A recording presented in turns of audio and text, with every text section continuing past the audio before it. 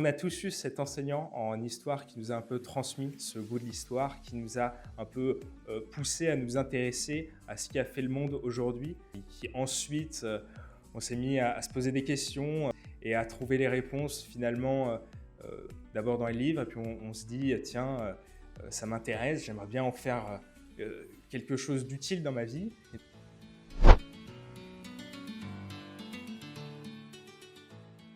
Parce que ensuite, on quitte notre licence après avoir été formé, on se rend très vite compte que tout ce qu'on a appris en histoire nous sert dans la vie de tous les jours. J'allais dire, l'historien a vocation de garder un œil critique sur ce qu'il voit, sur la vie de tous les jours, sur l'actualité.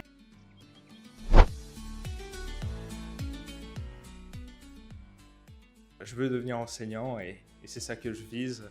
Finalement, passer le CAPES, tenter évidemment l'agrégation.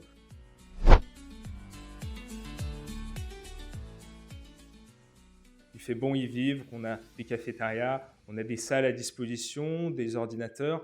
En règle générale, lorsqu'on va sur le campus, on a vraiment à disposition un large choix d'outils pour poursuivre ses études. On a les bibliothèques, la bibliothèque universitaire, la bibliothèque du département en histoire.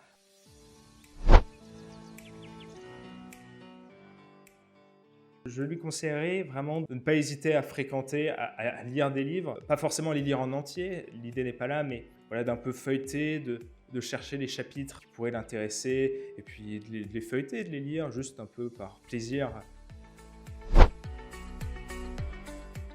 En un mot, intéressant.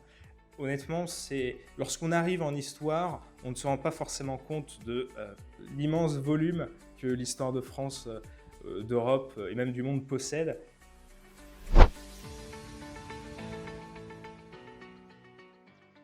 Des bonnes raisons. Disons que l'Université de Lorraine a prouvé qu'elle donnait une bonne formation parce que la plupart de nos enseignants ont été formés eux-mêmes à l'Université de Lorraine et sont des agrégés, des professeurs, maîtres de conférences, habilités à diriger des recherches, enfin des gens vraiment très bien formés